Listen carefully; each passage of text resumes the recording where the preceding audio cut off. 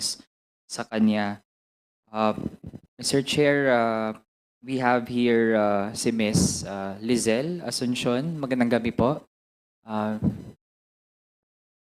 Yes po, magandang gabi po sa lahat. Ako po si Lizelle Asuncion, ang ulilang asawa ni Emmanuel Asuncion at 50 taong gulang. Mr. Chair, kayo po ang muli po asawa ni Emmanuel Onimani Asuncion. Yes po, Mr. Chair. Mr. Chair, saan po kayo nakatira? Sa Rosario, Cavite po, Mr. Chair. Tama po ba na nangyari po ang pagpatay kay Manny Asuncion noong March 7, 2021? Yes po, Mr. Chair. Kayo po, Ma'am Lizelle, nasaan po kayo noong araw na iyon? Mr. Chair, nasa Workers Assistance Center po kami or WAC Satellite Office po na matatagpuan po sa Block 2, Lot 5, Lawrenceville Subdivision sa Dasmariñas, Cavite po. Bakit po kayo nasa lugar na iyon po ba ay bahay po ninyo? Doon po talaga kayo nakatira? Hindi po, Mr. Chair. So bakit po nandoon po kayo sa Workers Assistance Center? Doon po kami tumutuloy noon dahil nag-aayos po kami ng relief operations dahil panahon po yun ng pandemya. At naghahanda rin po kami noon para sa papalapit na International Working Women's Day sa March 8 po. Tama po ba na yung nangyari ay ito po March 7, madaling araw? Tama po ba? Yes po, Mr. Chair. Mr. Chair, maaari po bang ilahad mula po sa perspective ni Ma'am Lizelle, ano po ang nangyari noong madaling araw ng March 7, 2021? Yes po, Mr. Chair. Nakaupo po kami noon sa gilid ng higaan na yung foam. Nakalatag po siya sa sahig. Niyakap ako para protektahan ako at saka po pumasok ang mga kapulisan. Sumisigaw po sila na dapa-dapa.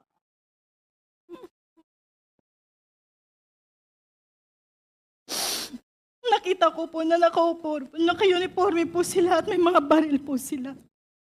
Naka-camouflage po. At may mga patches ng PNP Rizal at PNP Laguna po yung kanilang mga damit. Sila po ay naka-ski mask po. Pero saan po nilang binuksan yung gate at pinto ng office namin. Pagkatapos po, hinadyakan po nila yung pintuan namin sa second floor. Mr. Chair, bago po tayo magpatuloy, gusto ko pong makumpirma mula kay Ms. Lizelle.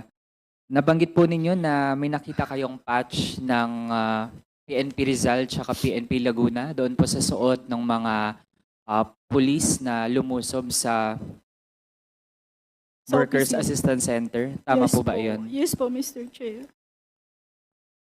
Mr. Chair, sa pagkakaalala po ni Ma'am Lizelle, ilan po yung mga pumasok sa kwarto kung nasaan po kayo ni Manny Asuncion? Mr. Chair, 6 po sila at marami pa pong iba sa pasilyo. Lahat po sila ay nakasuot ng ski mask o bonnet, kaya po mata lang po yung kita. Ibig sabihin po,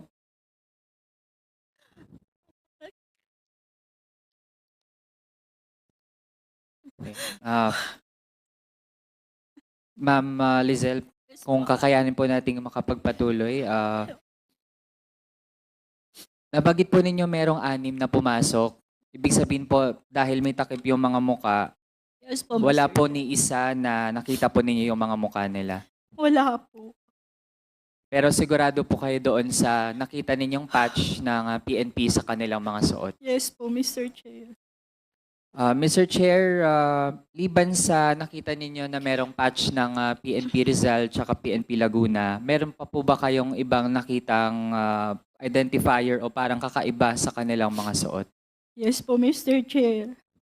Ano po iyon, Ma'am Lizelle?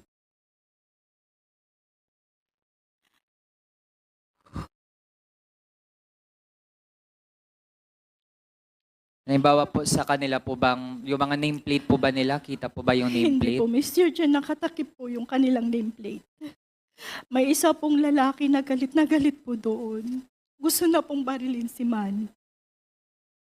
So Mr. Chair, lahat po sila, yung mga nameplate po nila ay may takip po yun lahat. Yes po, Mr. Chair. Ano po yung nakalagay na takip? Wala po yung nakaano po dito, sa nameplate po nila.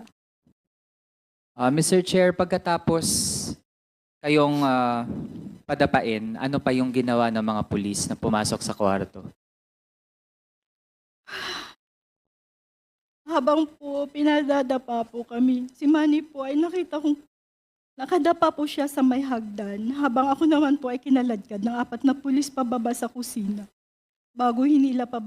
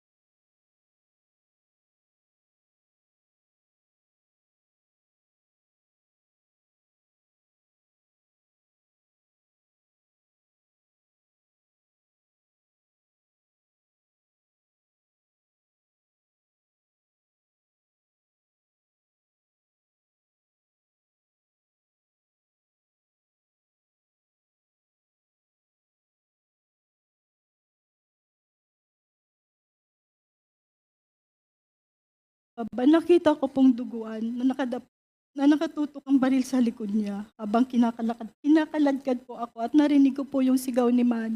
Mga tao din po kami. Mr. Chair, sa usapin naman po ng search warrant, nagtanong din po ba kayo o si Manny Asuncion kung merong search warrant na dala o pinakita yung mga pulis? Opo. Tapos yun, meron po ba silang nilabas o pinakita ang search warrant? Wala po, Mr. Chair. Mr. Chair, pagkatapos ng mga nangyari so far na pinadapa tapos kinaladkad din si Manny Asuncion, saan po kayo nun dinala ng pulis? Inilabas po nila ako sa bahay. Nakarinig na po ako ng putok mula sa itaas kung saan naiwan po si Manny, Mr. Chair. Napapikit na lang po ako sa sarili ko at sinasabi ko pong pinatay na po nila ang aking asawa. Paano po ninyo nasabi na nung narinig po ninyo yung mga putok ng baril ay yun po ninyo yun na yung signal na napatay na po si Manny Asuncion? Yes po, Mr. Chair, kasi po nakita ko mismo na walang kalaban-laban si Manny sa mga pulis. Kasi po, mataba po siya at hindi na ganong kaliksi.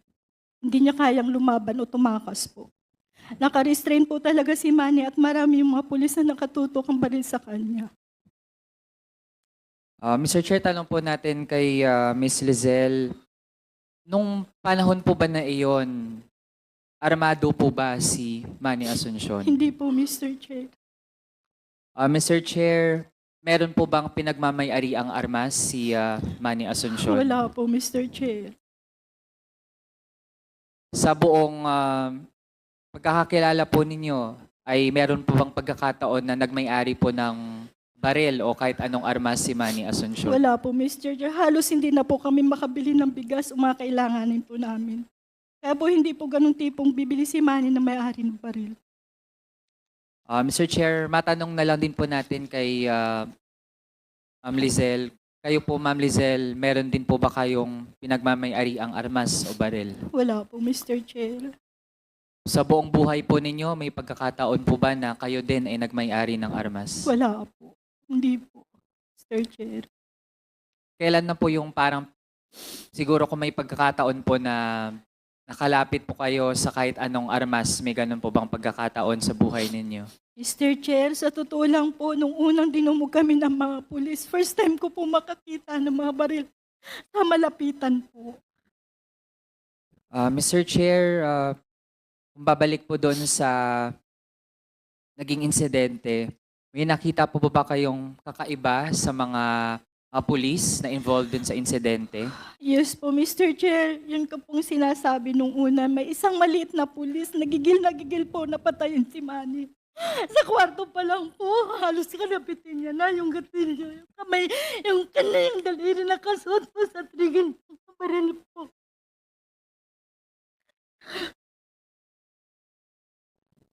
Pasensya na po, Mr. Chair. Hanggang ngayon, sobrang trauma po ako pag nakakita po ng pulis. Sige, Mr. Chair, sa punto pong ito, naunawaan po natin ang nararamdaman po ni Ms. Lizelle Asuncion na hindi po natin ninanais na parang ma-relieve po sa kanya yung insidente. Kaya at this point, Mr. Chair, I would redirect my questions muna sa iba pa nating resource persons regarding the details habang bibigyan po natin ng time si Ms. Lizelle Asuncion po na po muna ma-regain po yung kanyang Sige, okay. Composure. You have 3 more minutes, Thank you. Congressman Raul. Thank you, Mr. Chair.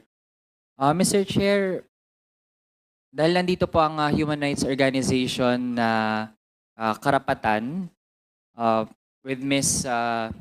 Christina Palabay. Mr. Chair, gusto po nating malaman, ito pong nangyaring pagpatay po kay Manny Asuncion tsaka doon po sa couple na nabanggitin po kanina, meron din po bang iba pang mga instances na kung saan may mga operations na nasa ilalim ng command responsibility ni Debold Sinas tsaka ni Lito Patay na nagdulot din ng mga patayan sa ating mga kababayan?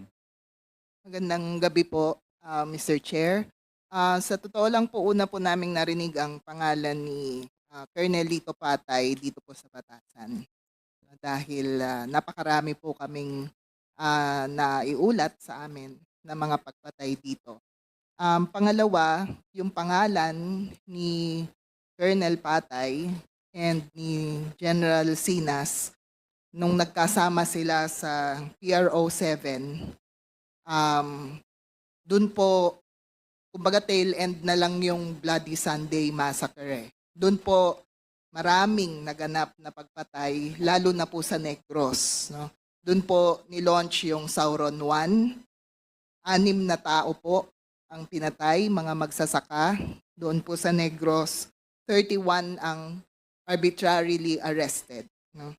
Naganap po ang sumunod noong 2019, Oplan Sauron 2, 14 ang pinatay. On a single day po ito on a single day. So these are mga, ang tawag po nila dito, Mr. Chair, yung Synchronized Enhanced Management Police Operations or SEMPO.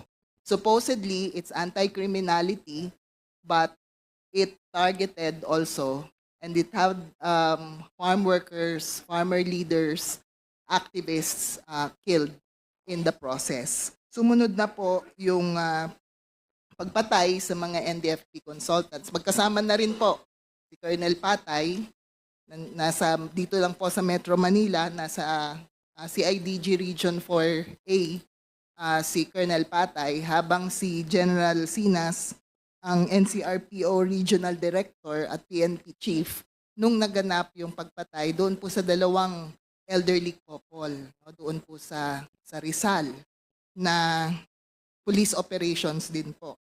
Sumunod naman po yung tumandok, no?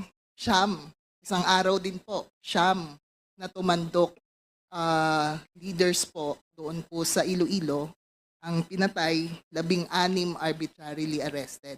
And then, the Bloody Sunday Massacre, 9 killed in one day, 5 to 7 people were arbitrarily arrested.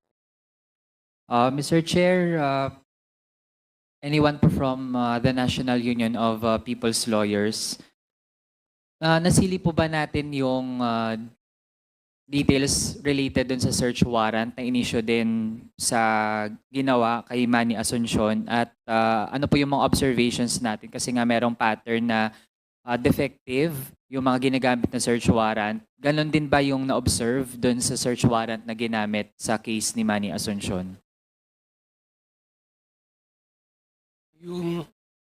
Yung search warrant na binabanggit nila ng pulis ay search warrant para dun sa residence ng mag-asawa ni Manny Asuncion at saka ni Lizelle na matatagpuan sa Rosario. Ngunit si Manny Asuncion ay pinatay sa Dasmariñas, Cavite sa opisina ng WAC, no? Workers Assistance Center. Yung address ng search warrant na sinabi na pinakita ng pulis, ang address ay sa Rosario, Cavite, dun sa residence nila. No? Ngayon, para ma-justify yung pagpatay kay Manny Asuncion, pagkatapos ng search na ginawa nila dun sa bahay nila, pinalabas ng ng mga pulis sa unang press release nila na nagkaroon ng na nakatakas si Manny Asuncion mula dun sa residente niya, papunta dun sa bahay, papunta dun sa opisina ng WAC at nagkaroon ng parang kabulan. Kaya dun siya inabot. Pero sa totoo lang, yung mag-asawa ay natutulog dun sa Dasmariñas, Cavite nung pinasok yon.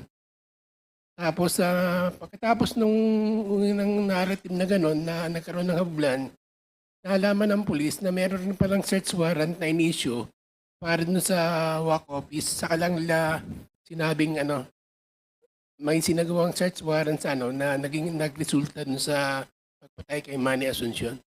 Bali yun yung nakitang diferensya dun sa sa search warrant.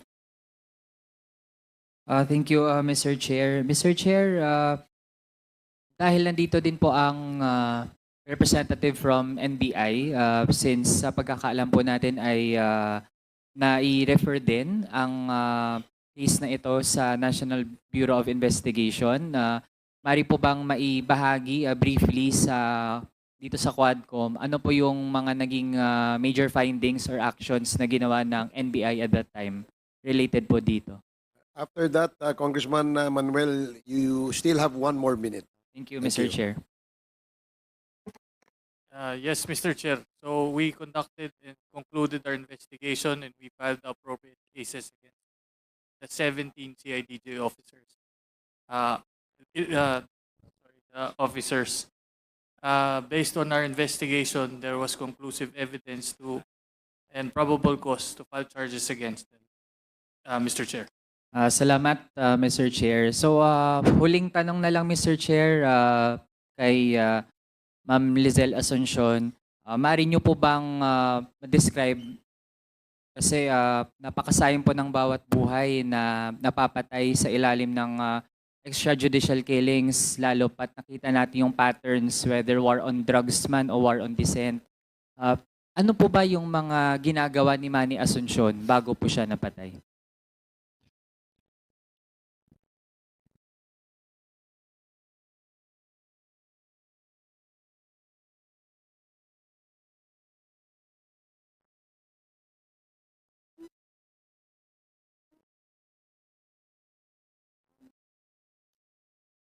Sige po, Mari po from karapatan, kung na part din po ng ating mga records, so far based sa profile ni Manny Asuncion, ano po ba yung kanyang mga activities or affiliations? Well, trade union leader po si Manny Asuncion and tumutulong po siya sa buong Cavite. In fact, kilala po siya ni Justice Secretary Remulla, no, dahil galing po siya sa Cavite, kilala siyang leader manggagawa po doon sa pag-organisa po ng mga manggagawa sa Timog Katagalugan.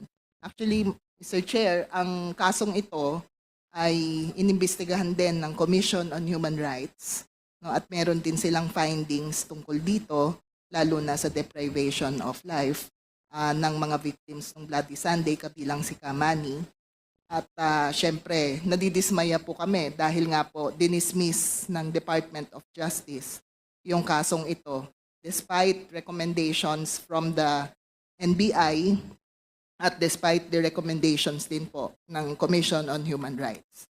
Mainam po kung nandito yung DOJ representative ay ma-inquire din po ito. With that, Mr. Chair, nagpapasalamat po tayo sa ating mga resource persons. Kabilang na po si Ma'am Lizelle Asuncion. Nakita po natin mabigat na mapag-usapan yung ganito mga bagay pero kinikilala po natin yung tapang at ang persistence po ng ating mga kamag-anak na patuloy pa ring i-exhaust yung iba't ibang pamamaraan para talaga ma-pursue yung justice para sa kanilang mga kamag-anak.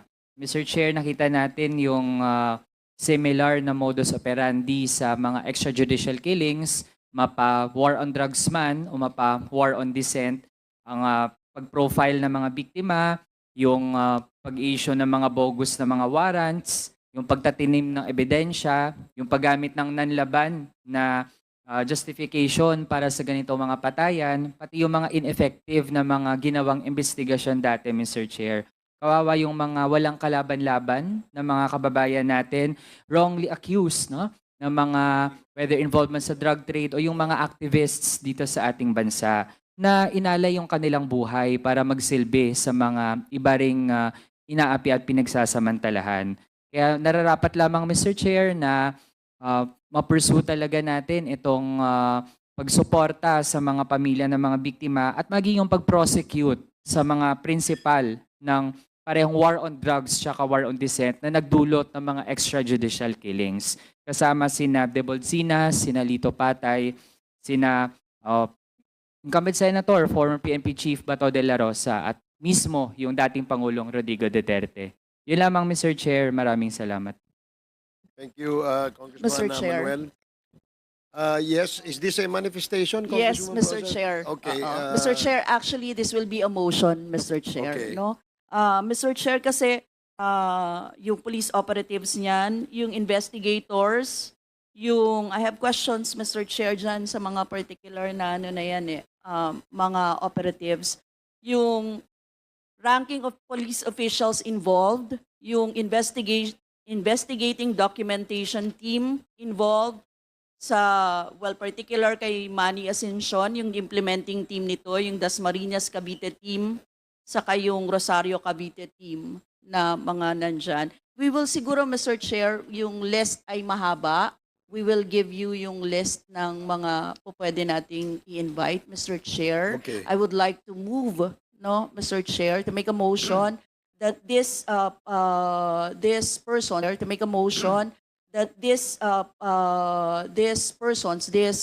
police officials be invited, Mr. Chair. Siguro banggitin ko yung ilan sa mga kailangan. Kasi dito si PNP Chief Guillermo Alazar Bato and the Bodsinas, of course. PB Gen Felipe Natividad, Ground Commander Supervisor. Colonel Lito Patay. Major Warren C. Delim. Lieutenant Colonel Jacinto R. Malinaw Jr. Lieutenant Colonel Armelina S. Manalo, Mr. Chair. Siguro yun. Tapos yung the rest of the names, i-submit na lang namin, Mr. Chair. Yes, kindly submit those names so that we will include them in the next Yes. in the next Quadcom hearing. So move, Mr. Chair. Thank you. There's a motion, as stated, to invite the following personalities, where in the list will be submitted to the committee secretariat, and the personalities to be invited in the next scheduled Quadcom hearings. Any second? Julie seconded. Any objections? Hearing none, the motion is approved. So maraming salamat. At doon po sa mga namatayan, kami po'y nakikiramay sa inyong pamilya. So we will now proceed with Congresswoman Luistro. You've been waving earlier. So Thank you, I Mr. now Chair. recognize you have 15 minutes. Mr. Chair, my questions is for Ms. Smoking. But before I proceed to her, I just want to state for the record that the National Bureau of Investigation manifested their initiative to invite, bring along the agent on case to shed light on the investigation that happened pertaining to the late Britannico. And I hope the same is true with respect to the handling prosecutor. However, Mr. Chair, I'm leaving this up to the chairman whether these officials from NBI and DOJ will be invited. Nevertheless, Mr. Chair, I wish to state for the record the reason why this representation raised those questions. Ako po'y nanghihinayang because based on the story of the brother, Corporal Joven was so cooperative and even admitting having killed those 5 victims. So it really raised a lot of questions. What happened in the investigation? Why was it not pursued during the preliminary investigation?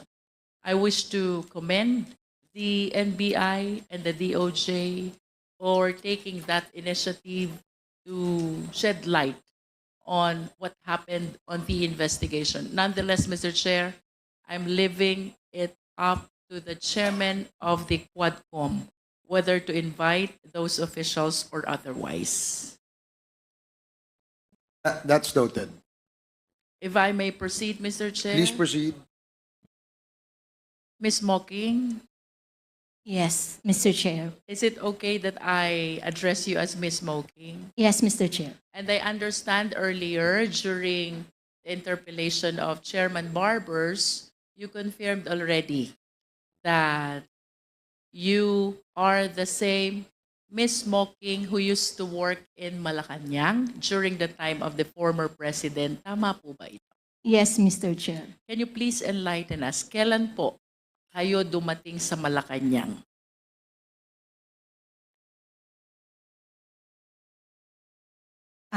July 1, 2016. July 1, 2016. And can you please state for the record, ano pong position nyo dun sa Malacanang? Nung July 1, 2016 until August 31 of 2016, supervising administrative officer pa lang po ako noon. Then starting September po, naging ASEC na po. And can you please tell the committee, until when did you stay and work in Malacanang? Until June of 2022, Mr. Chair.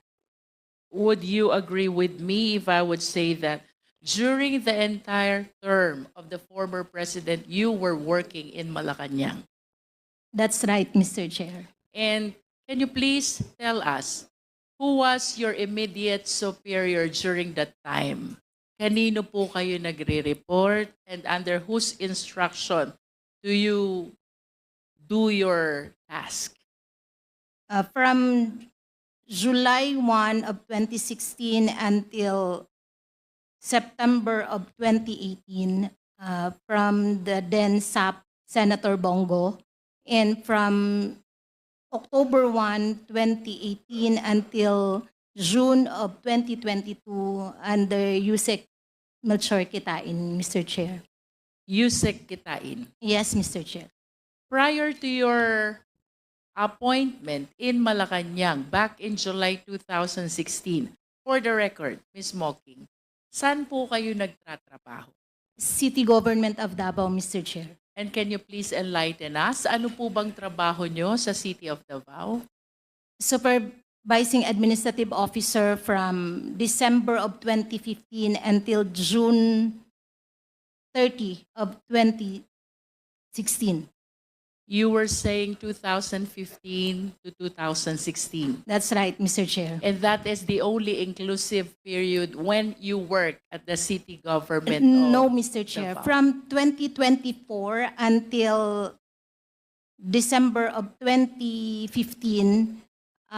my item is Community Affairs Officer, Mr. Chair, under the City Government of Davao. Can you please state that again? from? From 2024 until 2015, Community Affairs Officer.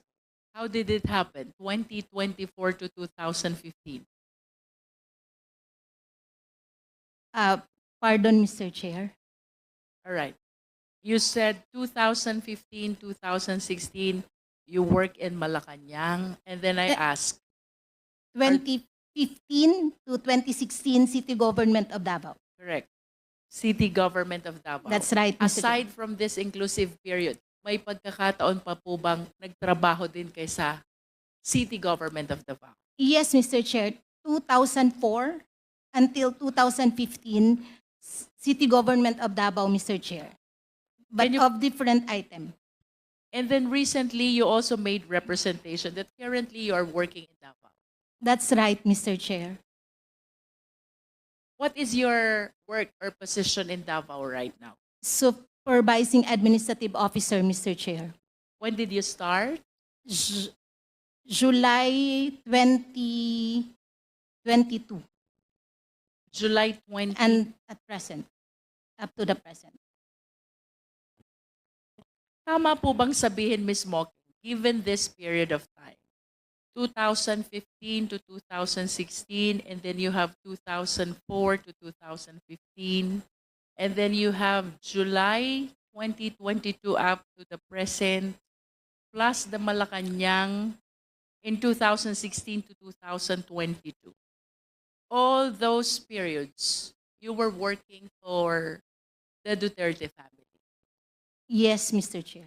And kanina po sinabi nyo, when you were in Malacanang, your immediate superior was Senator Bongo and Yusek Kitain.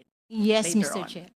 How about during the time that you were in the city of Davao? Let's start with 2004 to 2015. Sino po immediate superior nyo? The Chief of Staff of the City Mayor's Office. So in other words, you were reporting to the city mayor, The Chief of Staff, Mr. the Chair. chief of staff. So you work under the city mayor also. Yes, Mr. Chair. And may we know who was the city mayor during that time? Mayor Rudy Duterte, Mr. Chair. The former president. Yes, Mr. How Chair. about from 2015 to 2016? 2000? Yes, Mr. Chair. Who was your immediate superior? The Chief of Staff, Mr. Chair. The COS. Who was the mayor during this time? Rodrigo Duterte, Mr. Chair. The same. And from July, just for the record, Ms. Mocking, July 2022 up to the present, to whom are you reporting at the city government of Davao? Chief of Staff, Mr. Chair. COS. Will you agree with me if I would say that if you're reporting to the COS, it is as if you're reporting also to the LCE, the local chief executive? Or if I may rephrase my question, both the COS and yourself are working under the local chief executive. Yes, Mr. Chair. Tama po bang sabihin, Ms. Mocking? Because of course it is a common knowledge how associated the senator is to the former president. I'm referring to Senator Bongo. Perhaps Senator Bongo is one of the most trusted people of the former president. Tama po ba? I cannot speak in behalf of the President, Mr. Chair. All right. But at least he is one of the people who have been working with the president so closely since the time that he was the mayor. Yes, Mr. Chair. Tama. Okay. Tama po bang sabihin, Ms. Mocking, na kayo po ay labis na pinagtitiwalaan ng Duterte family and even Senator Bongo, reason why since 2004 up to the present, ang trabaho po nyo umiikot lang kay Senator Bongo at sa Duterte family. Could you repeat the question, Mr. Chair? Tama po bang sabihin na kayo po'y labis na pinagtitiwalaan ni Senator Bongo at ng Duterte family, reason kung bakit simula po 2004 up to the present, ang trabaho po nyo umiikot lang kay Senator Bongo at sa Duterte family. I cannot answer the question, Mr. Chair, in behalf of Senator Bongo and the former president. I understand. Thank you, Mr. Chair. Can you please enlighten us, Ms. Moking? Paano nyo po nakilala si Senator Bongo? Are you from Davao also? Yes, Mr. Chair. Born and raised? Yes, Mr. Chair. Alright. Please enlighten us. Paano po nyo nakilala si Senator Bongo? Nung nag-work po ako sa City Government of Davao, dun ko lang po siya nakilala, Mr. Chair. And I wish to believe that since you started working in the city of Davao 2004, perhaps you started to earn the trust of Senator Bongo. Why until now, you continue to work within the same network of the Duterte family. That is a manifestation. You don't need to answer that. How about President Duterte? Kailan niyo po siya nag-umpisang makilala? Was it during the time you started working at the City of Davao or even prior to that? Mm, Since 2004, Mr. Chair, when I started working with the City Government of In Davao. other words, the reason why you came across Senator Bongo and the former president is because you worked in Davao City. There was no prior encounter before the work in Davao City. No, Mr. Chair. Okay. Ms. Mocking, I understand that, or it is a common knowledge during the time of the former president, no, na kapag may gustong lumapit kay Senator Bongo, there were people na kayo po ang ina-approach, kayo ang nire-reach out, and apparently, may mga tao po kayong natulungan. Probably, Mr. Chair. As a matter of fact, we have a slide here which shows the gratitude that he wishes to express because of the help that you extended in giving him the chance to see and talk to Senator Bongo. Tama po ba yun? Kayo po'y nagiging tulay papunta kay Senator Bongo? Minsan-minsan, Mr. Chair, pag meron pong lumalapit. Sa 100 po bang lumapit sa inyo, gustong makausap si Senator Bongo, humingi ng tulong, yun po ba'y tinulungan nyo lahat o ilan po ba dun sa 100 sa tingin nyo ang natulungan nyo? As much as possible, Mr. Chair, hinahanapan po talaga ng paraan na matulungan.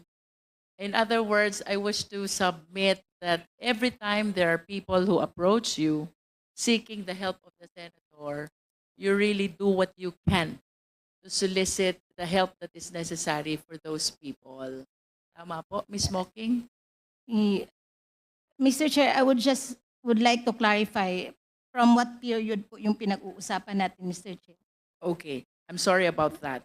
I am referring to the time that you are already working in Malacanang. From July 2016 to Yes. September of 2018. Yes. Yes, Mr. Chair. Ginagawa mo lahat para makatulong sa tao. Mostly, Mr. Chair, kasi kami po yung in charge sa mga social services like medical assistance and burial assistance and other services po. There are informations that you worked also as Assistant Secretary to the Secretary of Finance under the Office of Special Assistant to the President. Tama po ba yun? No, Mr. Chair. So what particular job did you undertake under the Office of Senator Bongo? Office of the Special Assistant to the President, Mr. Chair. It has nothing to do with finance. No, Mr. Chair. So you were the Assistant Secretary Yes, Mr. Chair. to the Special Assistant to the President. Tama po? Yes, Mr. Chair. And can you please enlighten us, ano po ba ang trabaho ng isang assistant secretary? Under the Office of the Special Assistant to the President, Mr. Chair, mostly our work revolve around administrative matters, clerical works, errands, social services, and mechanical jobs, Mr. Chair. And there are informations also, Ms. Mocking, that during this time, kayo po'y nalagay sa secondment. Ano po bang ibig sabihin ng secondment? Secondment, Mr. Chair, is the temporary transfer of position of an employee from one unit to the other, Mr. Chair. And that is while maintaining your job and title under the Special Assistant to the President's Office. Tama po ba yun? Actually, Mr. Chair, my secondment is between the city government of Davao and the Office of the President. Oh, it's not in Malacanang. No, Mr. Chair. Alright. So ano po yung naging trabaho nyo dun sa City of Davao under the concept of secondment? Mr. Chair, my secondment is with the Office of the President. Office of the President. From the city government of Davao to the Office of the President. So, So- it is an agreement between the Office of the President and the city government of Davao. Wait, with all due respect, ang sabi niyo po kanina, kayo ay nasa ilalim ng Special Assistant to the President's Office. That's Tama right, po Mr. ba? Chair. And Opo. during that time, nalagay po kayo sa secondment. Yes, Mr. Chair. And that secondment pertains to another job under the Office of the President. No, Mr. Chair. It is a secondment between the city government of Davao and the Office of the President. So my item, Mr. Chair, is with the city government of Davao. Then I was seconded to the Office of the President. Can you please further elaborate, Ms. Mocking, no? Kasi during this time, kayo po ay under ng SAP. Tama po ba? Yes, Mr. Chair, starting September of 2016 Until June of 2022. June of 2022. Ibig sabihin ng item nyo po nasa SAP. No, Mr. Chair, the item is under Office of the President. Under the Office of the President. Yes, but the office where I am reporting is with the Office of the Special Assistant to the President. So alin po yung secondment na tinutukoy nyo? The agreement is between the city government of Davao, wherein the Office of the President requested the city government of Davao that I will undergo the secondment. So the Office of the President requested the city government of Davao that I will be admitted to the Office of the President. Is it not that the item is under the OP? Actually, Mr. Chair, if we are talking about the secondment, it is an agreement between the employee and the office and the position where you will be admitted. Yes, but you were saying a while ago, ang item nyo ay nasa OP, ang trabaho nyo ay nasa SAP. Tama po, Mr. Chair. Kasi po pag naka-secondment ka po, Mr. Chair, iiwanan niyo po yung item niyo po sa City Government of Davao. Kasi po may agreement na po si Office of the President and si City Government of Davao na parang hihiramin ka po. So what you wanted to tell us is, even prior to your item under OP, ay may item kayo sa LGU Davao. That's right, Mr. Chair. Ipinahiram kayo sa OP. That's right, Mr. Chair. All right. Is that really possible? Meron pong Mr. civil Chair. service. I Mr. believe Chair. the civil service can Mr. Chair. Mr. Chair, I am yielding to Chairman Ako. Yeah, that's possible under the civil service rule. But I do not know if it is for an extended period. What I can remember is that it is only good for 1 year, renewable. That's right, Mr. Chair. My appointment is being renewed every 2 years. So from pwede- Ang item niya ay sa Davao. Pinahiram siya ng Davao City Government sa Office of the President. Pero may limit yan according to the Civil Service Law. or 2 years. That's right, Mr. Chair. Renewable. So Yeah. every 2 years po yung renewal, Mr. Chair. Ms. Mocking, can you please enlighten us? When there are a lot of items available in Malacanang, why do you have to resort to this secondment that your item is in Davao, that you will be discharging your work under OP? Pwede namang dun po kayo kumuha ng item sa OP.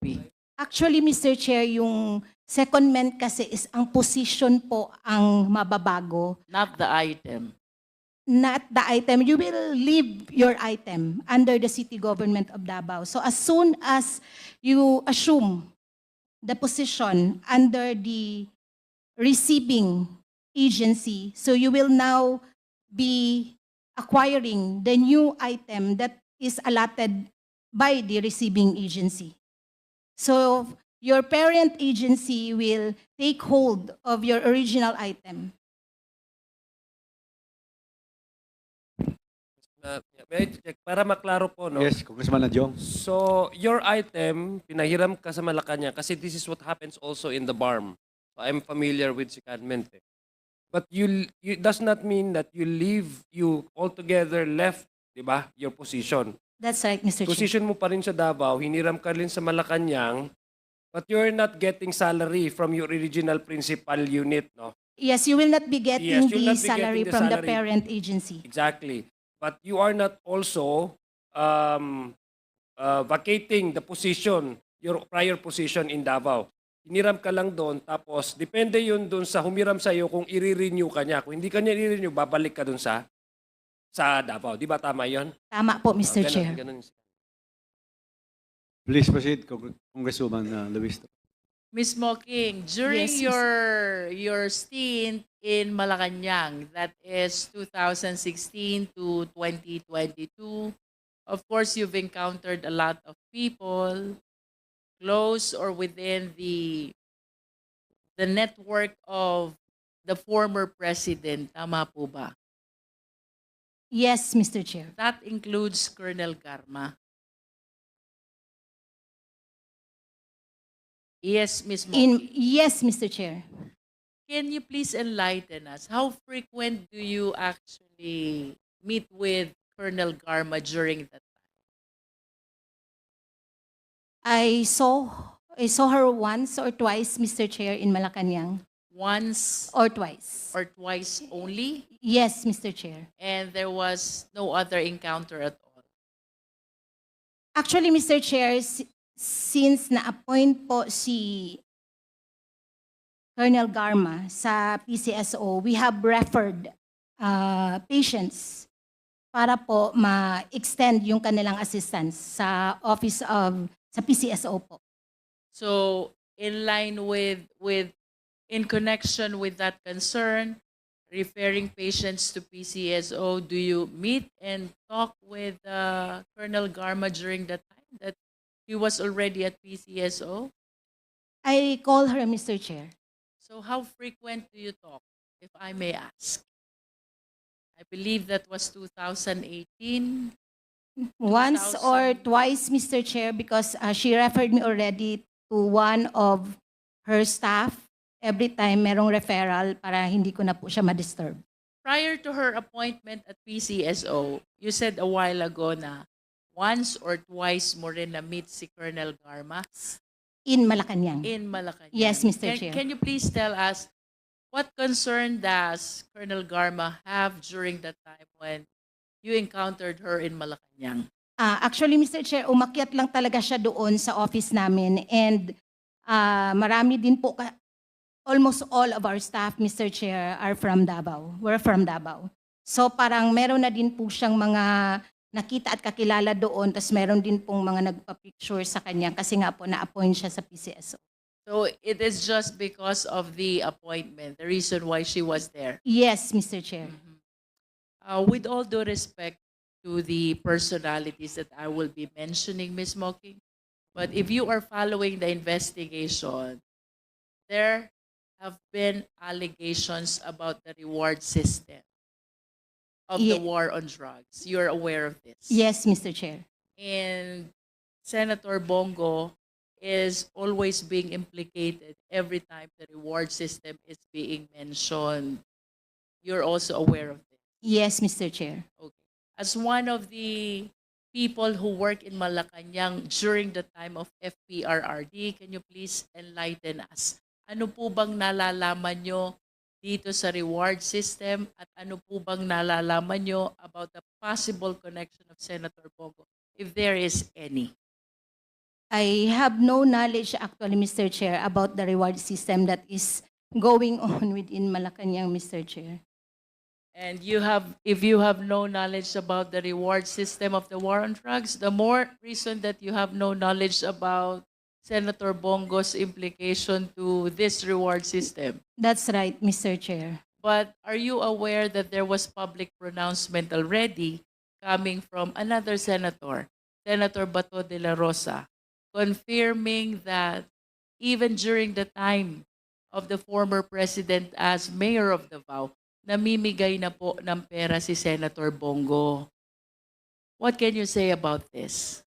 I have no knowledge of Senator Bongo releasing money po, Mr. Chair. I understand. Just for the information of the committee, Secretary, can we please flash that poster from the social media where Senator Bongo made this comment that even during the time of the former president in Malacanang, namimigay na ng pera si Senator Bongo. Nevertheless, would you know Ms. Moki?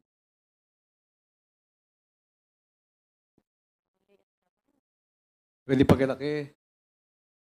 Obsec. Oh, this is the picture of the person who received help from Senator Bongo through Ms. Mocking. Can you confirm that, Ms. Mocking? One of the several people you helped.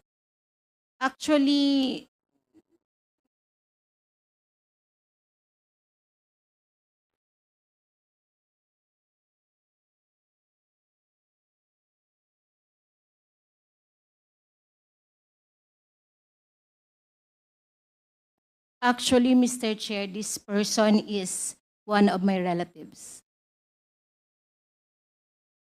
So you confirm that he received help from Senator Bongo through you. Actually, hindi po ako nagbigay sa kanya ng help, Mr. Chair. About the senator,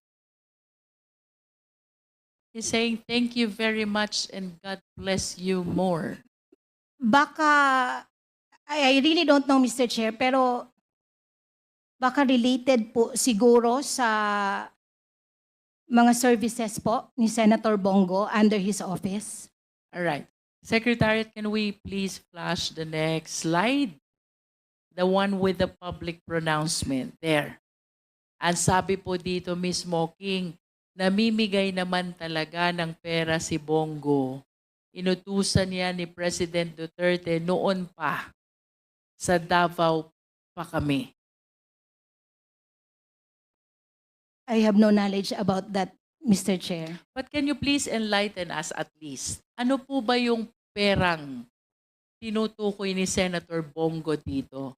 Would you know if this is the reward system which is being alleged in relation to the war on drugs?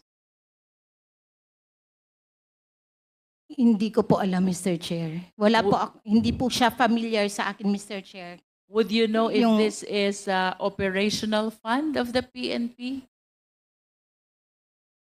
Actually, Mr. Chair, hindi po kasi ako privy sa mga police operations and kaya hindi po ako familiar dito sa sinasabi na Yes, I understand. But since you work at the office of the mayor, I'm trying to elicit information if there are chances or incidents when you encountered similar concerns. So, nung naririto po ang dating Pangulo, he was saying walang panggasolina ang mga pulis, kaya namimigay siya ng pera, if my recollection is correct. Hindi po kaya itong perang tinutukoy ni Senator Bongo ay yung tinutukoy ng dating Pangulong panggasolina ng mga pulis? actually, Mr. Chair, i-relate ko lang po ito doon sa naging question din po sa Senate hearing. Ang gasolina po na sinasabi po ni former President was yung binibigay po namin na parang PO slip para po sa mga police precinct. Parang isa din po yun sa support na binibigay ni former President. By PO, it means purchase order, Purchase slip. purchase slip. Yes. So, bibigyan mo siya ng slip para tatakbo na lang ang pulis sa gasolinahan. Yan po yung style doon, Mr. Chair. And would you know, Miss Mocking, kasi napakagastos ng police operation. Bukod dito sa panggasolina, ano pa po ba ang assistance na ibinibigay ng ating dating Pangulo sa police operations? Sa Davao term ito, Mr. Chair. Davao. Usually, Mr. Chair, yung mga precinct commanders, gumagawa sila ng letter request addressed to the mayor. Precinct commanders. Yes, gumagawa sila So, ng what is this request all about? like support, Mr. Chair, aircon, office supplies, normally mga general services po, Mr. Chair. General services, that's all. Basically, yun po yung part of our tasking, Mr. Chair, na nag-a-assist po kami sa mga police and other offices po, Mr. Chair. Okay, Miss Mocking, do you know Rizalina Hustol? Yes, Mr. Chair. Who is she? For the enlightenment of the committee. Sa City Government of Davao, Mr. Chair, she was our city accountant. She used to be the chief accountant of the Davao City LGU. Tama po? Yes, Mr. Chair. When was this? Ay, nung 2004 po na working na po ako sa City Hall, sa pagkakaalam ko po, city accountant na po si Ma'am Rizalina O Justo. baka nauna pa sa'yo? Yes, I believe. Okay. So, I understand that similar to you, si Ms. Hustol ay nagtrabaho din sa Malacanang. Do you confirm this? Yes, Mr. Chair. Ano pong trabaho niya sa Malacanang and when did she start? I believe na una din po sa akin, Mr. Chair. So parang, July ka na eh. June 30 lang nag-a-assume. actually, Mr. Chair, bali, mas, baka magkasabay. Baka magkasabay. July 2016 also. And after some time, Ms. Mocking, would you confirm she was appointed as Commission on Audit Chairperson? Yes, Mr. Chair. Can you please tell us when? I do not know, Mr. Chair. I do not know the exact date, Mr. Chair. Can you please at least tell us the year? 2022? I really don't know, Mr. Chair. All right. But at least you confirmed that she was appointed as COA chairperson. Given this facts, Mr. Chair, I wish to manifest that similar to Ms. Mocking, Rizalina Hustol was able to earn also utmost trust and confidence of the Duterte family, including the people close to the former president. Reason why, from being the chief accountant of Davao, he was even appointed as Executive Secretary for Finance and Administration of OP. Tama ba, Ms. Mocking? Yes, Mr. Chair. And ultimately, she was appointed as COA chairperson, which I believe is one of the most or one of the highest possible positions one can get in the Philippine government. Ano po bang trabaho ng isang chief accountant? Let's go back to Davao. Hindi ko po masyadong alam kung anong specific trabaho po ng city accountant, Mr. Chair. But at least would you confirm, alam po niya lahat ng pumapasok na pera, lahat ng lumalabas na pera? Probably, Mr. Chair. And that includes the confidential fund of the LGU Davao. Probably, Mr. Chair. Ano po bang trabaho ng Executive Secretary for Finance and Administration? I believe, Mr. Chair, is more on finance also, Mr. Chair. So, I am inclined to believe na alam din po niya ang budget ng OP during the time of the former president. and even the expenditures of the Office of the President. Tama po ba? Probably, Mr. Chair. And of course, you understand the mandate of COA, having worked in the government for so long a time. What do you understand about the work of Resalina Hostol in the Commission on Audit? Sorry, Mr. Chair, hindi ko po. But of course, you will agree with me.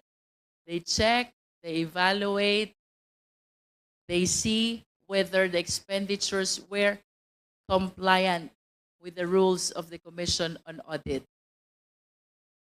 Probably, Mr. Chair. You work in Malacanang. Yes, Mr. Chair.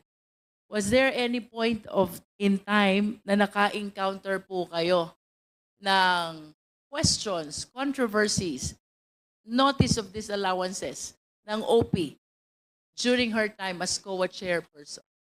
Hindi po ako familiar, Mr. Chair. All right, Mr. Chair, I think I am done with Ms. Mocking. Thank you, Ms. Mocking. Welcome, Mr. Chair. Thank you, Congresswoman Luis. So just a short clarification lang kay Ms. Muking. Ms. Muking, do you know Colonel Garma? Professionally, Mr. Chair, yes. And why do you say professionally? Anong difference nun sa so sa trabaho lang kayo nagkikita? Yes, Mr. Chair. So that's what professionally means. Yes, Mr. Chair. Okay, but outside of the profession, hindi ba kayo nagkakasama, nagkakakwentuhan? Never, Mr. Chair. Never. So, how did you know si Colonel Garma? Si Colonel Garma lang po ang precinct commander sa Davao City na babae. So, that's hindi, why, so kilala talaga siya. That's why kilala siya because Yes, she's the Mr. Chair. only... Girl among the precinct, the 12 precinct commanders of Davao City. Okay. So, ano, more or less, mga ilang taon na kayo magkakilala ni Colonel Garma?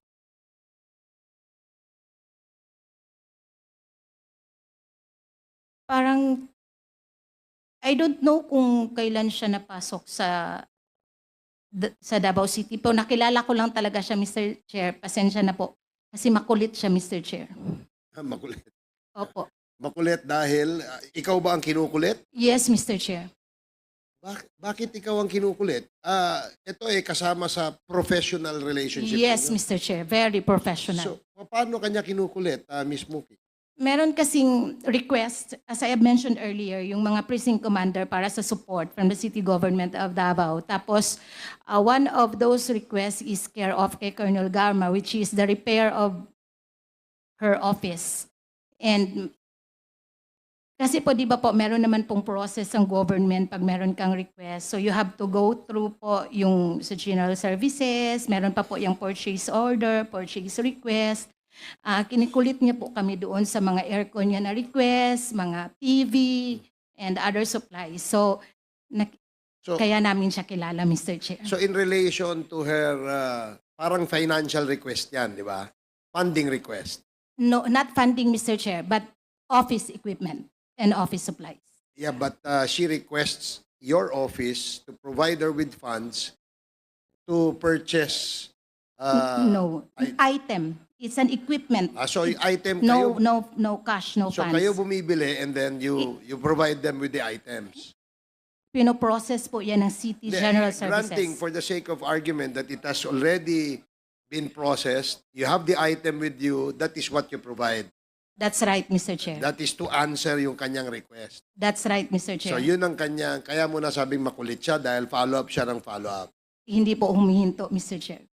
So hindi humihinto. Yes, Mr. So, Chair.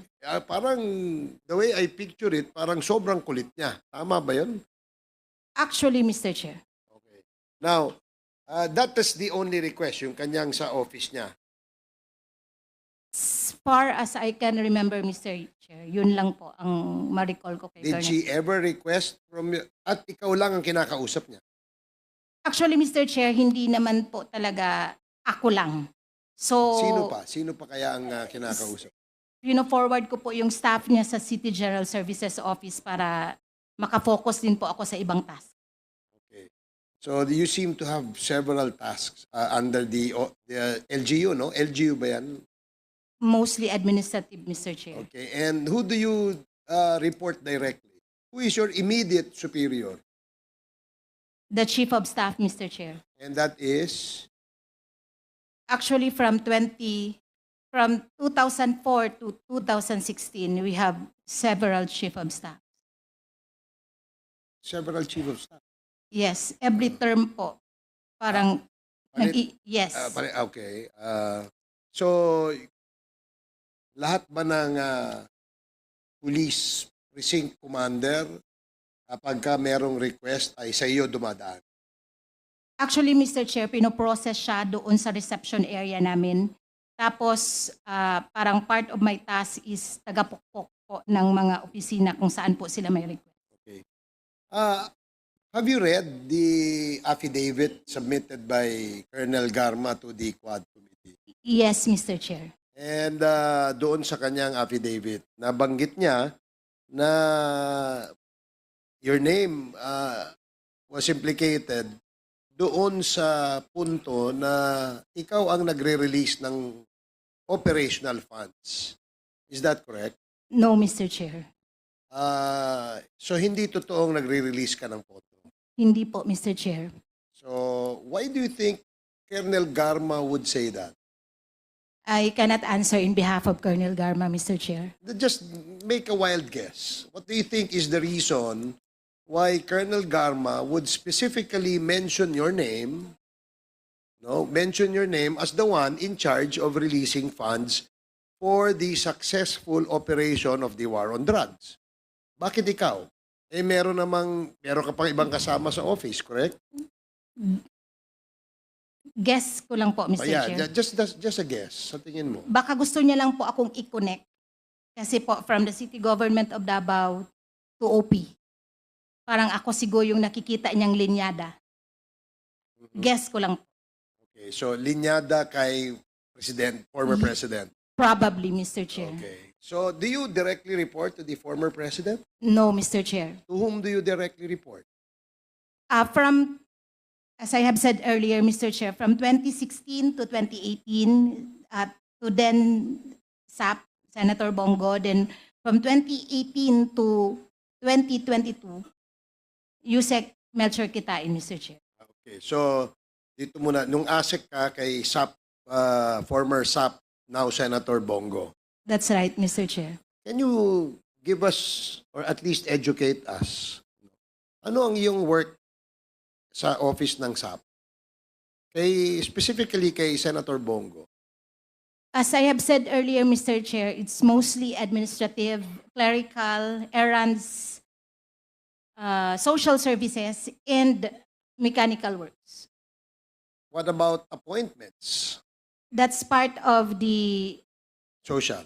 No, Mr. Chair, that's part of the admin. So admin yun. Yes, Mr. Chair. So halimbawa, merong gusto makipag-usap ni Congressman Adjong kay SAP Bongo, si Congressman Adjong will call you and schedule.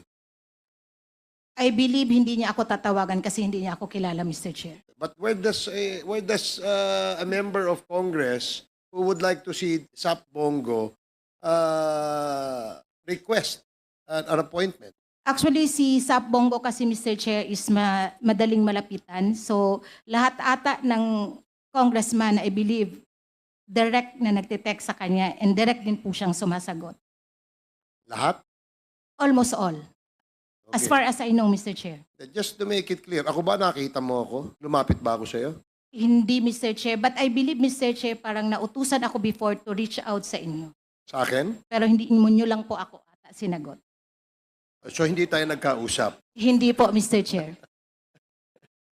So it is very clear that it is not I who reach out to her, but it is Miss Muking who reach out to me. May I know kung bakit? Para ata yung i-clarify yung parang may request sa office, Mr. Chair. Ang gusto lang namin mostly kasi, Mr. Chair, pag may pumapasok na request sa office, gina-clarify po talaga namin kung what's your priority among your requests. You mean request na mga projects? part of it, Mr. Chair. You know, I've been in Congress for more than 20 years, and I don't remember requesting from your office any project. Just for the record, Mr. Chair, Muking. I did not specifically say that it is a project, but probably because I really cannot recall anymore. So, ibig mong sabihin, kapag ikaw inuutusan to reach out to a certain congressman, it is because of a project or a request. Hindi po lahat, Mr. Chair. So, kasi- more other than projects and other requests, you also seek or reach out certain congressman upon the instruction of the former SAP. Yes, at that time yung And siya pa yung- normally, what other reasons did the former SAP instruct you to do aside from following up request of certain congressmen? Most of the time, Mr. Chair, mga medical assistants. And that is very clear. Kasi ako, hindi naman ako humingi ng medical assistance sa inyo. Yes, Mr. Diba? Chair. So, do you Mr. know a Chair? certain Peter? Yeah, just to Yes, set the Con- record straight, Yes, Congressman Adjong. para hindi ho tayo magkaliwanagan. You mean to say, Congressman, during the presidency of Digong, the former President Duterte, the Yes po. request, when you were in Malacanang. Yes, Mr. Okay, Chair. just to set the record straight, because we're talking about now the 19th Congress. Have I ever called you? Actually, Mr. Chair, nakalimutan ko na po talaga kung sino din yung pong nakakausap. Yeah, because I was not part of Congress last. This is my first term. So kaya nga, Mr. Chair, I cannot recall. Just set the record straight, ah. Yes, Thank you. Mr. Chair. Mr. Chair, short interjection lang din po kay Miss Smoking. Oh, sige, okay. You have 2 minutes. Thank you, Mr. Chair. Kasi natanong po kanina, dahil nga napangalanan po si Miss Smoking sa affidavit ni Colonel Garma na meron daw alias Smoking na taga-disburse ng rewards under the drug war at ito po ay dinedenay ni Miss Smoking. To confirm, tama po ba? Yes, Mr. Chair. Yeah. Kaso Mr. Chair, kung dinedenay po ang nasa affidavit ni Colonel Garma, pero aside po kasi kay Colonel Garma, mismo si former President Rodrigo Duterte ay meron pong pinangalan ng alias Smoking din, both sa Senado tsaka maging dito sa Quadcom, Mr. Chair, based sa questions ng mga mababatas natin in both chambers. So, Mr. Chair, ngayon po itatanong ko, based naman sa sinabi ng dating Pangulo, in-insist pa rin po ba ni Ms. Smoking na wala siyang dinidisburse na pera in relation to the drug war? Wala po, Mr. Chair. Kahit po operational expenses para sa mga pulis na nagpatubad ng drug war? Wala po talaga, Mr. Chair. Or rewards sa mga napapatay with varying degrees? Wala rin pong nilalabas na pera? Wala po talaga, Mr. Chair.